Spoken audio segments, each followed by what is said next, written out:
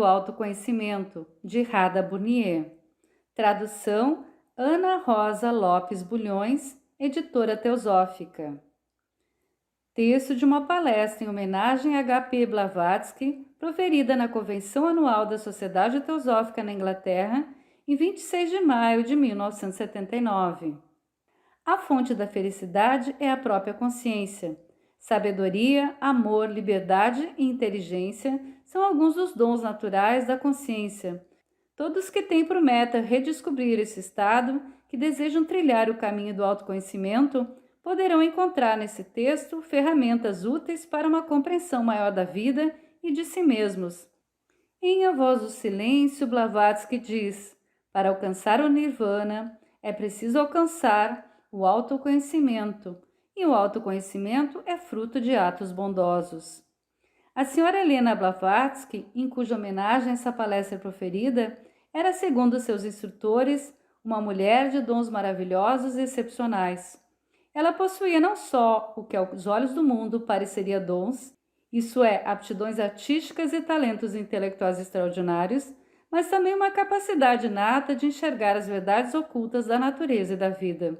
Como forma de expressar gratidão e prestar uma homenagem, devemos procurar entender o problema da escravidão e da libertação humana, um problema que a própria HPB ajudou a esclarecer em grande parte. No entanto, cabe a cada indivíduo desvendá-lo e compreendê-lo por esforço próprio, ainda que possa ter a ajuda de guias mais experientes. Helena Blavatsky foi enfática ao declarar que, embora a teosofia não seja uma religião em si, é a própria religião. A religião sabedoria é a fonte da qual se originaram todas as verdadeiras religiões ensinadas no mundo. É a sabedoria divina ou sabedoria dos deuses. É um retirado véu que encobre verdades extremamente antigas. Embora tenha sido apresentada de muitas formas, a teosofia ainda continua sendo a sabedoria oculta ou doutrina secreta conhecida na Índia antiga como Gupta Vidya. Sua essência não pode ser transmitida, uma vez que é uma autorrevelação, um brilho dos poderes que estavam latentes, a iluminação deve vir do interior. Diz Helena Blavatsky, uma religião, em seu sentido verdadeiro e exato, é um laço que une os homens, não um conjunto específico de dogmas e crenças. A religião, em seu sentido mais amplo, é aquilo que une não só todos os homens, mas também todos os seres e todas as coisas do universo inteiro em um grande conjunto. É um elo de união tão universal e abrangente que nenhum homem ou partícula, dos deuses imortais aos animais, das folhas de grama aos átomos, pode ficar fora da sua luz. É sobre essa verdade da religião sabedoria, também conhecida como teosofia, que se baseia o primeiro objetivo da sociedade teosófica, isso é, formar uma fraternidade universal sem exceções. A fraternidade universal, buscada pela sociedade teosófica, não pode ser uma fraternidade fraca, uma reunião de pessoas em um nível externo com o desejo de produzir um relacionamento social melhor. Ela tem que ter raízes muito mais profundas e deve levar todos os que aceitam os objetivos da sociedade a uma compreensão cada vez mais forte daquele ser único, que é o princípio que dá vida a todos e constitui também o elo de união entre eles. Para que tenha valor real, o núcleo da fraternidade universal deve possuir uma qualidade regeneradora e prática. Experiência própria. Os estudantes sérios de teosofia devem querer mais do que estudar teoricamente as verdades ensinadas na literatura teosófica. Eles devem se esforçar para conhecer a verdade através da experiência própria, com o objetivo de alcançar a sabedoria e a força necessárias para ajudar os outros de forma eficaz e sábia, e não cega e casualmente. O que chamamos teosofia só é realmente teosofia na medida em que, através do seu estudo, a verdade fundamental da existência una é gradualmente compreendida. A mera especulação intelectual, os debates sobre assuntos cosmológicos e antropológicos e a compreensão conceitual de diversos detalhes abordados pela vasta literatura teosófica disponível não significam conhecer a teosofia. Não é possível alcançar a compreensão das fases mais elevadas da existência do homem nesse planeta através de uma mera obtenção de conhecimento. Nem sequer grandes volumes de informação, muito bem articulada, podem revelar ao homem a vida das regiões mais elevadas. É preciso obter conhecimento dos fatos espirituais através da experiência própria. Cartas dos Mahatmas para Sinet, carta 65. A expressão mais elevada significa espiritualmente mais perfeitas, como o autor da frase salientou em outra carta. Segundo HPB, no texto intitulado A Doutrina Secreta e seu Estudo, é pior que inútil procurar aqueles que imaginamos ser alunos adiantados e pedir-lhes uma interpretação da doutrina secreta. Eles não podem fazê-lo. Se tentarem, só conseguirão dar simples interpretações exotéricas que não se assemelham nem de longe à verdade. Aceitar tais interpretações significa prender-nos a ideias fixas, porque a verdade está além de quaisquer ideias que possamos formular ou expressar. As interpretações exotéricas podem ser úteis quando consideradas como simples indicadores e nada mais. É um erro pensar que se pode encontrar uma descrição satisfatória da formação do universo em A Doutrina Secreta, pois só o que se conseguirá é ficar confuso com seu estudo. O objetivo dessa obra não é dar um veredito definido sobre a existência, mas sim conduzir o leitor em direção à verdade. Helena Blavatsky adverte que ao estudar a doutrina secreta, ou como poderíamos dizer igualmente ao estudar a teosofia, a mente deve levar sempre em conta algumas verdades essenciais, sendo a primeira delas a unidade fundamental de toda a existência. Tendo presente essa verdade em qualquer situação, ao estudar, viver ou agir, surge uma consciência religiosa que deve ser o princípio do verdadeiro conhecimento teosófico. O espírito ou a vida é indivisível. Cada molécula é parte da vida universal. Ter consciência religiosa é ir rumo ao uno indivisível e perceber intuitivamente a sua verdade.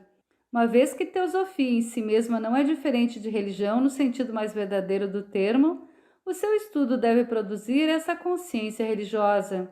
Aqui podemos lembrar aquela inspiradora afirmação que diz que o primeiro passo é o último passo. Talvez possamos ver nessa afirmação o seguinte significado, entre outros. Quando se decide seguir uma determinada direção, já o primeiro passo deve avançar na direção escolhida, e não na direção oposta. A direção oposta só nos levaria à inverdade. Assim, se o que tentamos compreender é a religião sabedoria, desde o começo o estudo, a vida e a ação devem ter uma substância tal que faça surgir deles a percepção religiosa que conduz a pessoa à direção certa. HPB explica a verdade da unidade da seguinte maneira: essa unidade é algo totalmente diferente da ideia comum de unidade, como quando dizemos que uma nação ou um exército é uno. A existência de uma coisa una não é uma coleção de coisas reunidas.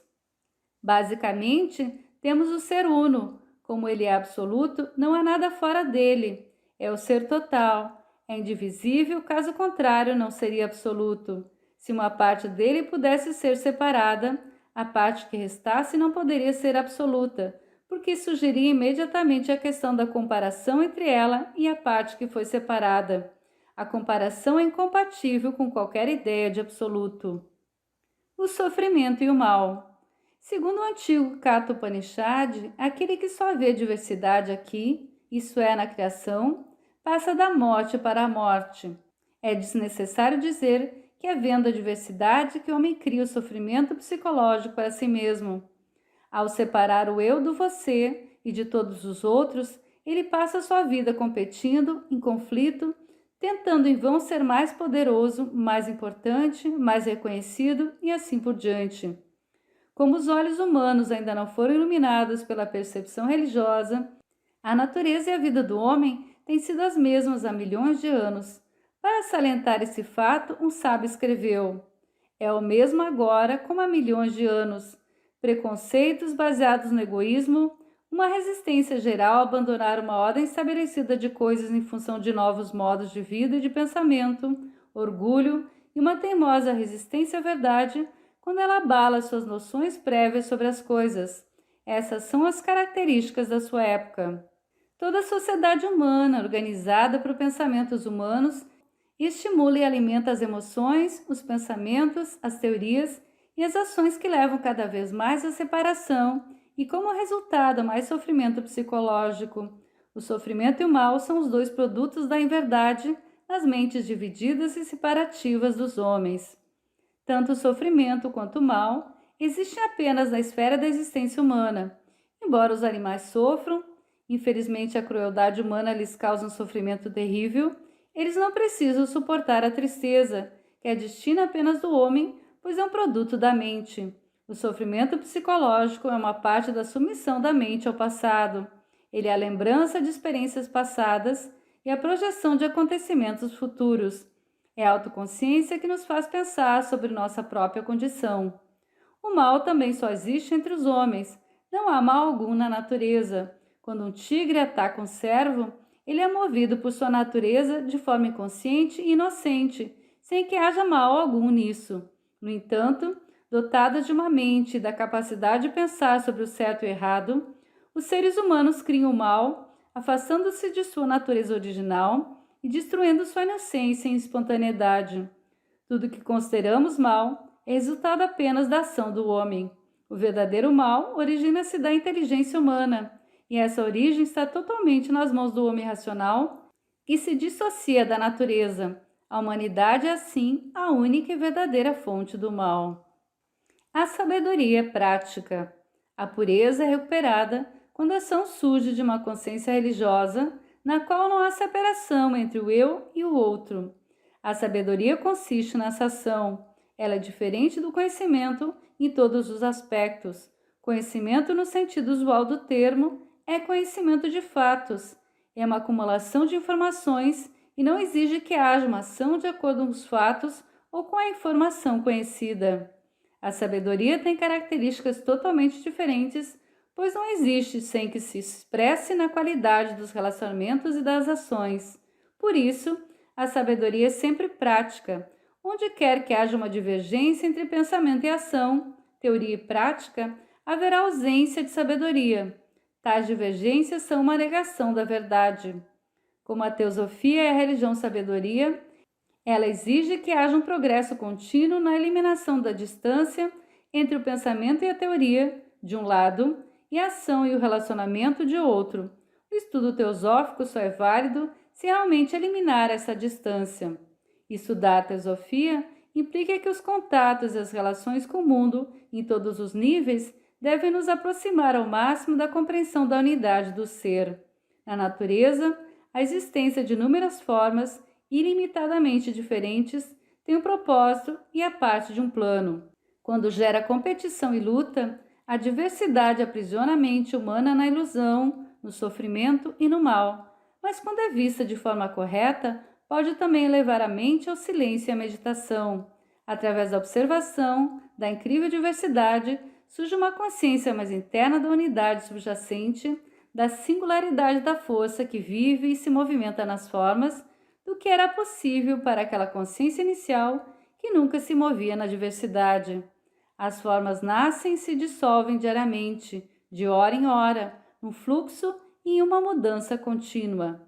Aquele que foi considerado o primeiro entre os homens, o Senhor Buda, ensinou que todas as coisas compostas devem ter um fim. Não há exceção a essa regra. Todas as formas, por mais bonitas e nobres que sejam, precisam mudar. Todos os sistemas, civilizações e coisas externas precisam morrer e nascer outra vez. O que é a vida objetiva, exceto um espetáculo de vívidas irrealidades? O estudante tem que observar e meditar a esse respeito e perceber, através da observação contemplativa do mundo externo, o poder que está além dos fenômenos da vida, que não é ouvido, nem visto, nem sentido pelo olfato, mas é percebido pelo homem que deseja a percepção. O cientista sabe que a matéria é destrutível e muda de forma, mas que a energia permanece. O teosofista aprende que todas as formas são mutáveis e compostas e que, no entanto, há, em planos invisíveis mais perceptíveis, aquilo que é imutável e indivisível. Quando o dia a dia é vivido sem a calma observação e avaliação de tudo que ocorre no mundo, e quando não alcançamos desse modo vislumbres da existência mortal, uma e subjacente, caímos em um estado de cegueira que os Upanishads chamam de imortalidade. A imortalidade só é possível para aquele que não fica cego pelas flutuações dos fenômenos e pela diversidade das formas, mas permite que seus olhos se tornem mais e mais sensíveis à essência interior. A unidade da natureza. A compreensão da teosofia requer que se observe não apenas as formas e os fenômenos do mundo material e concreto, mas também os movimentos e as atividades do mundo psicológico pela qual o homem está preso e condicionado. Luz no caminho ensina. Observa intensamente toda a vida que te rodeia. Aprende a olhar inteligentemente os corações dos homens. Observa com muita seriedade o teu próprio coração. A essas palavras foi acrescentado o seguinte comentário: estuda os corações dos homens, a fim de que possas conhecer esse mundo em que vives e do qual desejas fazer parte. Observa a vida em constante mutação e movimento que te rodeia, pois ela é formada pelos corações dos homens, e à medida que aprenderes a perceber sua natureza e seu significado, gradualmente será capaz de ler a palavra maior da vida. Aqui também o estudo da mente e do coração do homem não deve levar a maior divisão, e sim uma percepção da unidade existente na natureza humana. Ao observar os modos da mente, é fácil apontar os defeitos dos outros e dizer: ele é mau ou ele é feio. Quando se olha para si mesmo, a descrição é feita em termos opostos, sempre encontrando algo admirável, digno de respeito e reconhecimento. Assim, o processo de divisão continua, e o problema do mal se espalha, pois todo mundo está agindo dessa maneira e somente dessa maneira. Os numerosos conflitos de classe, raça, religião, família e outros começam assim. Você é isso e eu sou aquilo. Essa forma de pensar dos homens, sempre dividindo e separando, só vem comprovar ao indivíduo atento que a mente humana é igual em todos, pois encontramos divisão em todos os lugares. A própria natureza da mente, que todos compartilhamos e que pertence a todos nós, é movida por distinções. Ela cria a imagem do eu, formada pelas muitas descrições que alguém fez de si mesmo, com base em lembranças e na identificação do eu, com essas lembranças em uma linha única imaginária. Como a HPB deixou claro em A Chave para a Teosofia, a ideia de um Sr. Schmidt, na realidade, se refere a longa série de experiências diárias enlaçadas pela linha da memória e que formam o que o Sr. Schmidt chama de ele mesmo. É esse conjunto de experiências reunidas que o estudo da teosofia deveria fazer a pessoa perceber como falsa personalidade, ao invés de ficar apenas falando sobre ela. A percepção consciente da personalidade que se tem na Terra não passa de um sonho fugidio. Com a descoberta de que cada pessoa atribui a si mesma uma personalidade falsa, que pensa ser seu eu verdadeiro, passa-se a saber que existe unidade também no âmbito da mente, pois percebe-se que ela segue sempre o mesmo modelo, onde quer que atue. Por isso, HPB disse que não se pode falar de sua mente e minha mente. Existe apenas a mente. Ao observar seriamente os corações dos homens e o seu próprio, a pessoa percebe a ilusão em que se encontra devido ao antigo hábito de descrever, rotular e chegar a conclusões sobre a sua própria natureza e a dos outros. De acordo com os ensinamentos de HPB, o homem é o microcosmos e, assim sendo, todas as hierarquias dos céus existem dentro dele. Porém, na verdade, não há nem macrocosmo nem microcosmo, mas a existência una. Só uma consciência limitada vê coisas grandes e pequenas. Essa existência una transcende o poder da concepção humana e porque toda expressão ou comparação da mente humana não poderia senão diminuí-la. Está além do horizonte e do alcance do pensamento. Nas palavras do Mandukya Upanishad, é impensável e impronunciável. Como foi dito anteriormente, a sabedoria ou teosofia é uma consciência religiosa. Ela só surge quando há uma percepção, mesmo vaga, de que essa existência una é onipresente, existe em todas as coisas e em todos os lugares. Descrever e dar nome às suas muitas manifestações, tirando conclusões que só poderiam ser equivocadas, pois pertenceriam ao pensamento, seria fechar a si mesmo em um estado de ilusão. O verdadeiro estudante de teosofia aprende a observar e entender sem rotular ou presumir que sabe. Sua observação leva ao reconhecimento de que a mente humana é essencialmente uma só, aqui também se percebe a unidade. O progresso na teosofia é a viagem do irreal para o real, das trevas para a luz, da morte para a imortalidade. O começo desse progresso está na compreensão de que o infinito não pode ser conhecido pelo finito. O imperecível não pode ser encontrado através do seu desenvolvimento com o perecível e composto.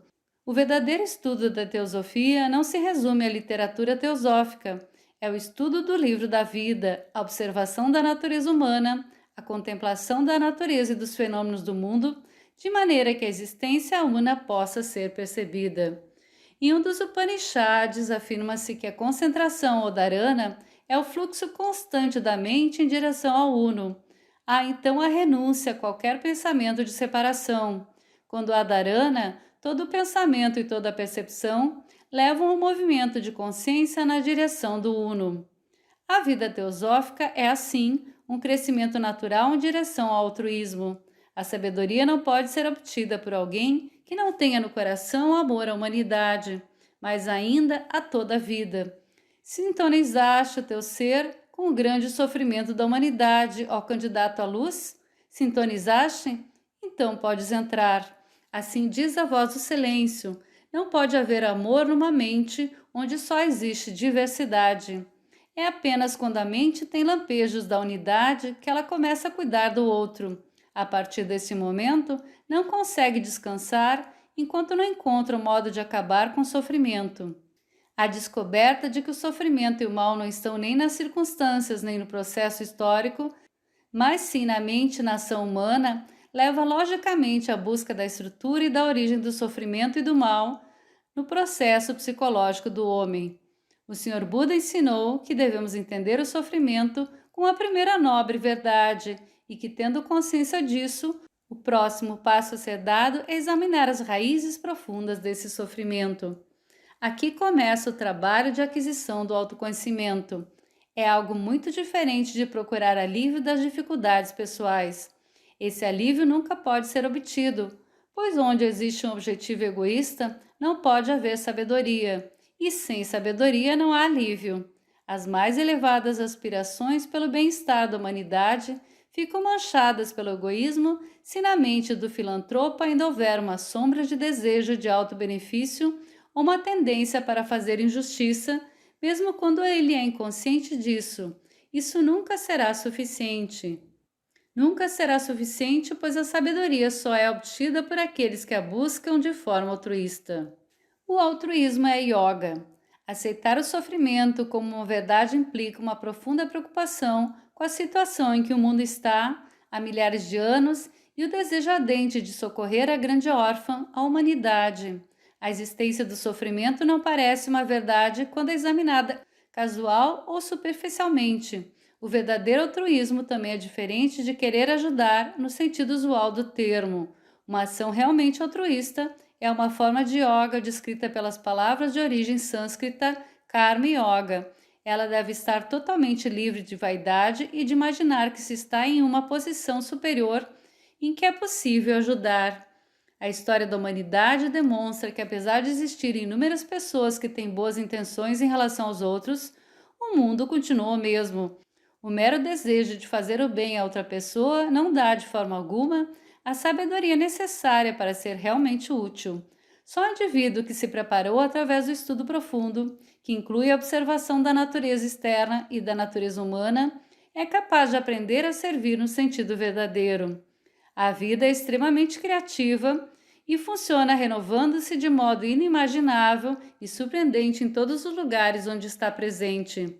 Seu modo de crescer ou desenvolver-se jamais pode ser previsto por uma mente pessoal, pois a força criativa não pode ser compreendida dentro dos limites das atividades mecânicas do pensamento.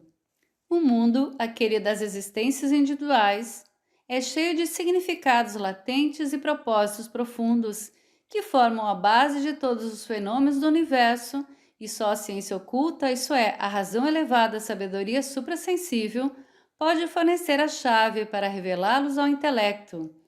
Aquilo que permite a maior manifestação dos poderes e faculdades da consciência e da vida interior é útil em qualquer situação.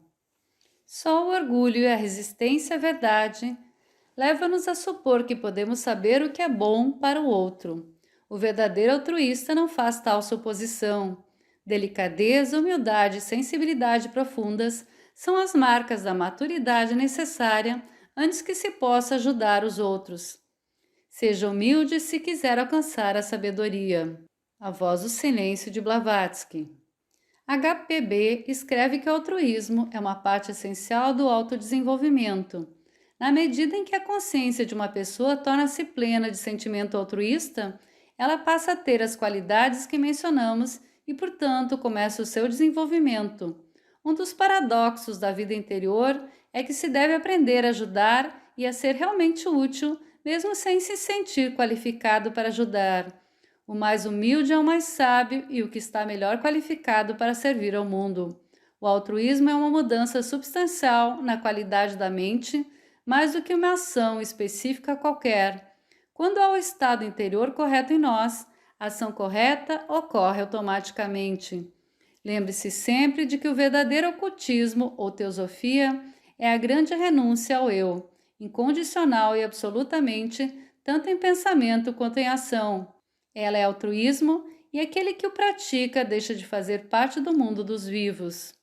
Como vimos, a compreensão altruísta é aquele estado no qual não existe mais a teimosia e o desejo de moldar a vida conforme os padrões criados por si mesmo.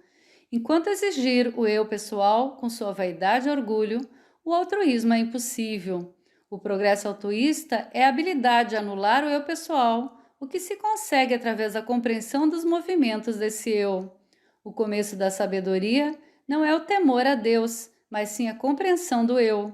O autoconhecimento, ou Atma-vidya, para usar o termo sânscrito, é o único tipo de altruísmo que todo teosofista, sábio e desinteressado, deve buscar. Observe o que ocorre interiormente. A existência do eu é conhecida através dos seus movimentos na forma de pensamentos, emoções, motivações e assim por diante. Se não há movimento, é impossível ter consciência do eu. Para compreender a sua natureza, é preciso, portanto, entender o que está acontecendo interiormente, o que não é fácil, porque a natureza e a qualidade das atividades da mente estão constantemente se modificando.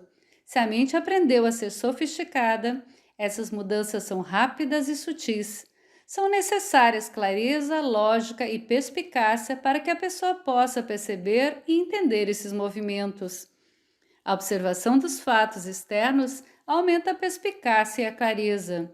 A pessoa que não está acostumada a observar fica inevitavelmente em desvantagem diante da tarefa de conhecer o eu. Assim, deve-se aprender a ver as árvores, a terra, o céu e as estrelas, a feiura e a beleza, a dor e a alegria.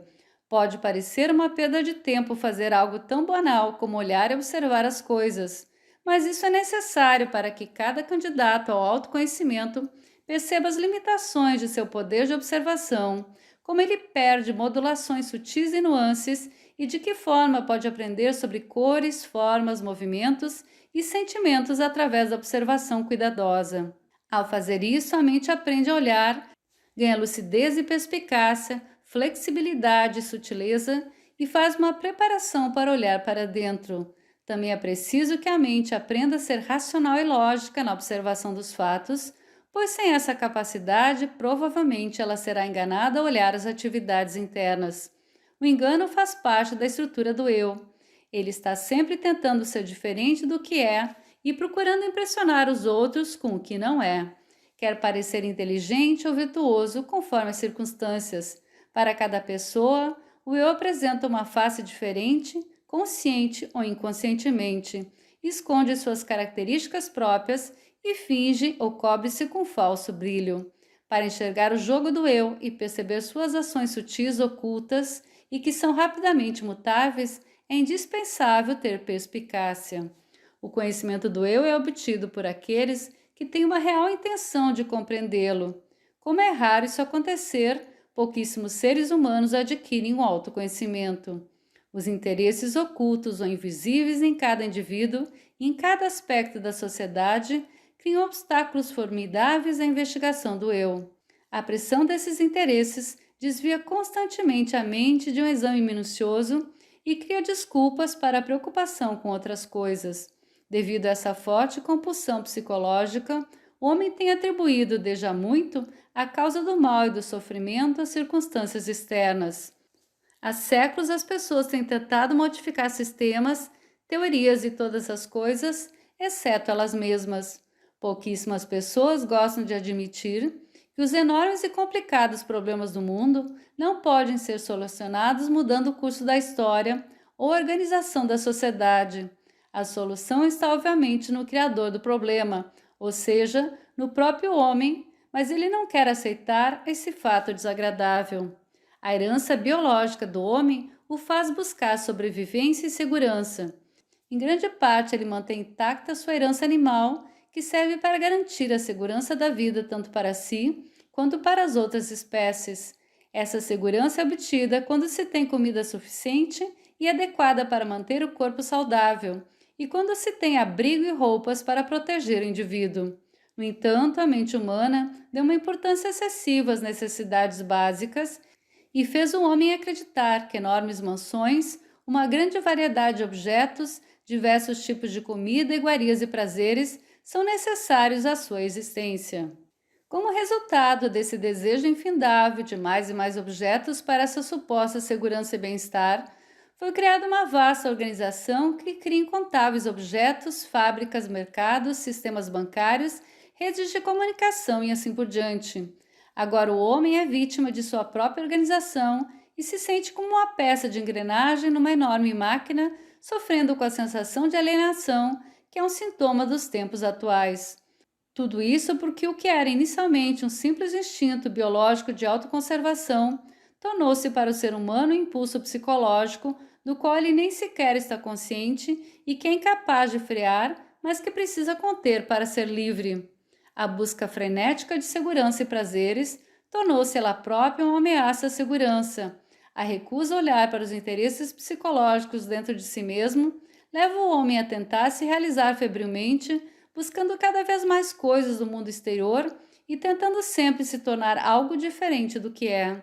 As atividades mentais com que ele se satisfaz superficialmente fazem, devido à sua própria natureza, com que ele se sinta vazio por dentro e o levam a procurar alguma compensação através da aquisição de poder, propriedades e prazeres. A corrida por essa aquisição, obviamente, é perigosa e causa frustração. A purificação da mente.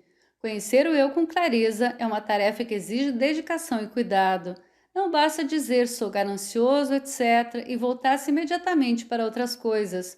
O eu, em seu desejo de sobreviver, faz com que a pessoa se disperse o tempo todo. A pressão de uma substância mental antiquíssima, a resistência a abandonar uma ordem estabelecida de coisas, está por trás do impulso para a distração. A fim de olhar firme e claramente para dentro de si e não fugir aos fatos, é preciso que tenha havido antes um período suficiente de contemplação para que surja a firme convicção de que não existe solução para o problema humano, a não ser através da purificação da mente. O problema humano é naturalmente um problema de cada um, bem como de toda a humanidade. O eu da matéria e o eu do espírito não podem jamais se encontrar. Um deles deve desaparecer, não há lugar para os dois. Enquanto não termina o eu da matéria, que é o eu pessoal com sua herança animal e seus interesses, o esplendor do espírito não pode ser descoberto. Diz a grande lei: para tornar-te conhecedor do eu total, tu deves conhecer primeiro o eu. Para alcançares o conhecimento deste eu, tu tens que trocar o eu pelo não eu, o ser pelo não ser. Esta misteriosa verdade não é levada a sério porque o eu pessoal, astuciosamente, leva a mente a duvidar dessa afirmação e a esperança de encontrar outra solução. Aqueles que são considerados buscadores espirituais tentam normalmente encontrar soluções através de deuses, gurus e mestres, de escrituras, das palavras de outras pessoas, de mantras e de cerimônias, de pseudo-salvadores e todo tipo de disfarces. Essas esperanças, crenças e dúvidas tornam impossível encontrar a energia necessária para entender o eu. Portanto, é essencial pensar de forma lógica as questões básicas e os fatos da vida e obter uma profunda convicção de que toda a nossa energia deve ser canalizada para a compreensão do eu. Essa energia foi chamada na literatura antiga de Virya, a energia destemida que abre seu caminho pelo lamaçal das mentiras do mundo em busca da verdade celestial. Quando essa energia surge da ausência de dúvidas sobre o trabalho a ser feito, então é possível encarar sem distrações os movimentos. Essa forma de olhar sem distrações, desculpas ou tentativas de fuga, é também um aspecto de Dharana. Ser capaz de meditar sobre o que há dentro de nós sem distrações faz parte do aprendizado necessário para não nos transformarmos no que não somos, pois esse tornar-se algo é a busca do mundo exterior. O trabalho necessário para alcançar o conhecimento do eu não é fácil, é uma tarefa para uma vida toda. A estrada serpenteia subindo o tempo todo? Sim, até o final. A viagem leva o dia inteiro? Desde a manhã até a noite, meu amigo. A voz do silêncio. O trabalho é tamanho que precisa ser feito durante todas as horas do dia, todos os dias, durante toda a vida. Não basta reservar uma pequena parte do dia para essa tarefa. Aquele que quiser ver além deve possuir uma determinação de ferro que nunca falha e, no entanto, deve ser amável e gentil, humilde e deve ter expulsado do seu coração toda a paixão humana que leva ao mal. O aspirante deve ser impulsionado por um espírito que diz: uma vez no caminho para o grande conhecimento, chegarei à meta ou morrerei. A palavra nirvana significa literalmente extinguir. A extinção de todas as ações do eu pequeno é o caminho para esse grande desconhecido que é o nirvana. Na terminologia da yoga, ele é descrito como silenciar os movimentos da mente, pois a mente é a criadora do pequeno eu pessoal. Alcançar o nirvana não é tornar-se algo, mas eliminar o egoísmo. A filosofia Vedanta assinala que Brahman, ou o verdadeiro ser, não pode ser encontrado através da busca nem da tentativa de adquirir algo, seja conhecimento ou qualquer outra coisa. Brahman é encontrado através da negação, da rejeição de tudo que é falso. A falsidade se expressa nos movimentos da mente que se baseiam na noção limitada ou ampla de sobrevivência e de segurança. É também o movimento da busca de prazer. A negação total da sobrevivência e do prazer é o abandono do eu ao não eu, do ser ao não ser, uma vez que cada um tem que negar seu próprio pequeno eu e descobrir o grande não eu. O autoconhecimento não pode ser obtido de outra pessoa. Não pode ser alcançado através de informações obtidas em livros. Cada pessoa tem de fazer seu próprio trabalho e tem de fazê-lo diariamente. Ação correta. À medida que o eu é compreendido e negado, pode-se dizer que existe uma verdadeira retidão na ação. A ação não se torna correta através das regras da sociedade ou de códigos de comportamento aprovados por convenções sociais. A ação correta surge de uma mente que descartou a noção do eu, a falsa personalidade, e destruiu os grilhões forjados pelo egoísmo. A ética é a alma da religião sabedoria, e a teosofia tem de incluir ética. Ela precisa purificar a alma se pretende abrandar o sofrimento, mesmo o sofrimento físico. Uma conduta verdadeiramente ética nesse sentido é o único modo de libertar-se do sofrimento, pois impede que seja gerado mais sofrimento. Assim, toda religião autêntica tem como base a ética. Embora os mandamentos das diferentes religiões possam ter sido deturpados e depois modificados, a base universal da ética mostra que a religião não pode existir sem retidão. Como citou HPB, uma árvore é conhecida por seus frutos, e uma quantidade limitada da verdadeira ciência é melhor do que uma grande quantidade de ensinamentos não digeridos e mal compreendidos. Mesmo pouco autoconhecimento pode ajudar a humanidade a avançar rapidamente até alcançar uma estatura moral capaz de trazer paz e harmonia aos homens. A alma do homem é imortal e o seu futuro é o futuro de algo cujo crescimento e esplendor não têm limites.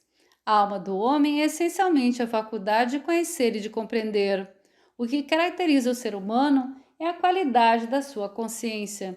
Ele tem consciência do ambiente, da natureza, dos objetos, dos outros seres humanos e de outras formas de vida. Os animais também podem observar a realidade objetiva à sua volta, frequentemente melhor do que os seres humanos, pois seus sentidos não ficarem botados e insensíveis devido às preocupações de uma mente envolvida consigo mesma e ocupada com uma rede de acontecimentos passados. Não é a capacidade de ter consciência das coisas externas, portanto, que diferencia o ser humano. A essência da percepção humana é a sua capacidade de ter consciência dos fatos não materiais e intangíveis. A civilização também, que é peculiar à vida humana, não se limita à criação de uma estrutura social ou à construção de pirâmides, templos ou arranha-céus. Nos vários aspectos da vida, a grandeza da civilização depende de como ela incorpora valores como a beleza, a harmonia, a liberdade, a integridade ou o Dharma, e assim por diante. Todos esses valores indicam realidades intangíveis, mas ainda assim totalmente válidas. O desenvolvimento do espírito humano está na consciência ampliada e, em última análise, na expressão perfeita dos valores internos inerentes à própria natureza da consciência. A fonte da felicidade. Na Índia antiga, a consciência, em sua dimensão pura e absolutamente verdadeira, era considerada sinônimo de inteligência e bem-aventurança. A constatação de que não é só o ser humano que procura a felicidade, mas todas as formas de vida, prova que a felicidade é inerente à natureza da consciência. Ninguém questiona por que é feliz. Todos têm como certo que a felicidade é um estado natural e que tem o direito de experimentá-la. Só quando ela não existe, eles se sentem impelidos a perguntar por ela. Quanto menos consciência houver florescido nos seres humanos, mais eles sentirão um vazio e um descontentamento que se manifestam numa ânsia de procurar o que, na opinião deles, contribua para a sua felicidade. Buscar continuamente a felicidade no mundo exterior, através da família, dos amigos, dos objetos, do dinheiro, etc., é uma ilusão tremenda em que os homens estão presos. Na tradição oriental, essa ilusão, que já dura longas eras, é comparada a um enorme oceano no qual os seres humanos estão submersos. É o oceano do vir a ser, conhecido em sânscrito como Bhavagasagara. A ilusão começa a ter fim quando se conhece que é um enorme erro buscar a felicidade no mundo exterior. Essa busca desesperada aniquila o que se procura, pois a fonte da felicidade é a própria consciência. A verdadeira felicidade só é possível quando se permite que a consciência interior se revele e se tome presente na maior parte do tempo. Para a mente moderna, a verdade do desapego parece irremediavelmente remota, pois ela está acostumada à excitação, aos prazeres e à ênfase na experiência. Desapego é sempre sinônimo de renúncia às coisas, às responsabilidades, pessoas e atividades externas. O verdadeiro desapego tem de ser compreendido como uma condição interior que possa surgir independentemente de quaisquer circunstâncias externas. O desejo de renunciar às coisas externas e de escapar delas é em si mesmo uma forma de apego. O desapego é a total libertação do desejo por experiência ou da lembrança da experiência. É a constante eliminação do pó que se acumula sobre o espelho da consciência, a fim de que ele produza sempre um puro reflexo da verdade. A sabedoria antiga ensina que a mente não se prende a nada, alcança o nirvana. A mente se apega ao que ela está acostumada e lhe é familiar.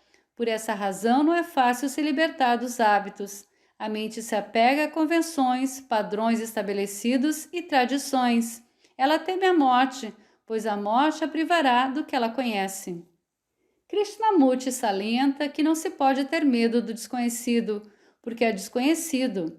O medo da morte é o medo de perder o que conhecemos. As lágrimas derramadas pela morte de alguém são frequentemente causadas pela perda do apoio material ou psicológico a que se estava acostumado. O apego também se mostra como ânsia da existência na forma que se conhece, possivelmente com algumas modificações de acordo com os desejos não atendidos. O desejo de ser faz parte da lista de fatores que incapacitam a mente para a yoga. Esse é o arraigado e às vezes sutil desejo de continuidade existente em todos os indivíduos. Há um anseio de perpetuar-se através dos filhos e da família ou de algum tipo de fama, e até mesmo por meio de fotografias e retratos pendurados em diferentes lugares. O desejo de continuidade através da fama já faz homens arriscarem suas vidas para realizarem atos supostamente heróicos. Também se expressa na grande importância que a mente pode dar às reencarnações, ao mesmo tempo que imagina suas vidas passadas e futuras, deleitando-se já com as novas realizações que terá em outras reencarnações. Uma forma de manifestação do mesmo desejo é a preocupação com a existência pós-morte, o que leva as pessoas a recorrerem a médiuns e sessões espíritas. O desejo de ser deve ser anulado. A reencarnação tem sido ensinada como parte da filosofia de diversas religiões, devido à sua explicação para o sofrimento da vida e a justiça ou a injustiça dos acontecimentos. A crença na reencarnação, sem dúvida, ajuda aqueles que se desesperam, especialmente quando os dogmas religiosos insistem que, se não houver progresso segundo determinadas linhas, durante uma só curta vida, haverá uma condenação eterna. Apesar desse apoio dado pelo ensinamento sobre a reencarnação, o mais sábio dos homens, o Sr. Buda, nunca falou explicitamente sobre o tema, nem foi dada ênfase ao assunto por outras importantes escolas de pensamento e alguns grandes mestres. A razão é clara. Embora a vida e a consciência possam se manifestar sucessivamente em diversos veículos, esse fato tem pouca importância para os que buscam seriamente se libertar da ignorância e do sofrimento. Essa libertação é a extinção do desejo e do apego. O apego é a ideia de continuidade sob quaisquer formas, como os outros tipos de apego, é um obstáculo à liberdade. Deve-se dar atenção especial a essa forma específica de apego, pois ela é extremamente sutil e se esconde nas áreas mais profundas da mente. Ao tentar entender o eu, o desejo de ser deve ser procurado e anulado antes de se poder dizer que o ser foi entregue ao não ser. Extirpar o desejo de continuidade é muito mais importante do que investigar as vidas passadas ou especular sobre a existência futura. A consciência tem dentro de si todos os poderes criativos que o homem pode desejar.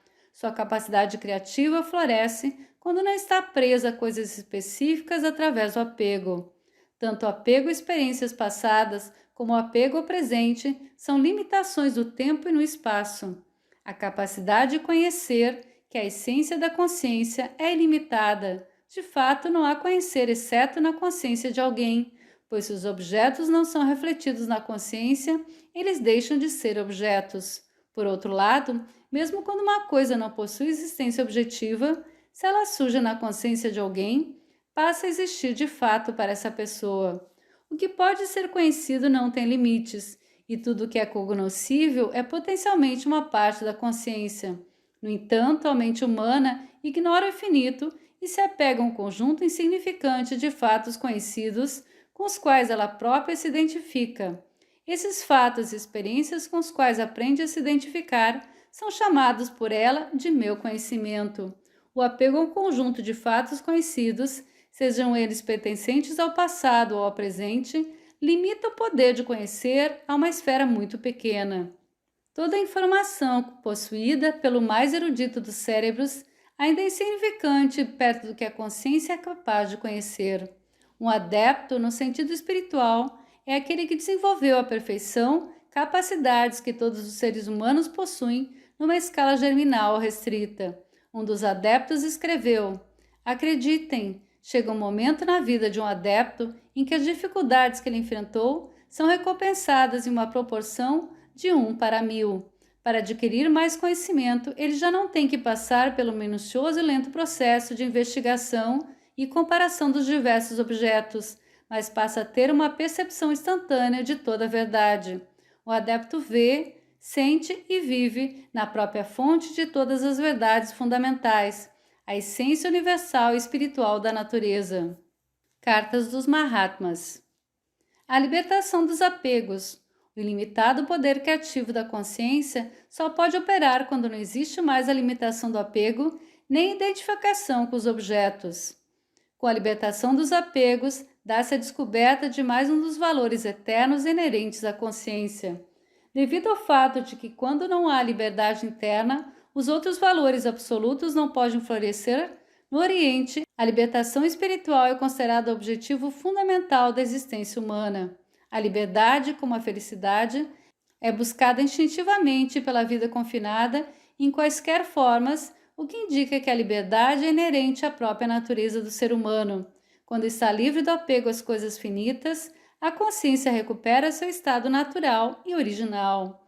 A liberdade tem sido descrita como estado natural do ser humano em obras sobre yoga, pois no estado de liberdade se manifesta tudo o que é inerente à consciência, inclusive valores ainda não mencionados.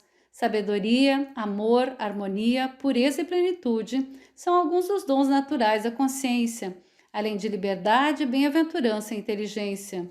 O despertar dos poderes latentes no homem é a descoberta da natureza pura e essencial da consciência.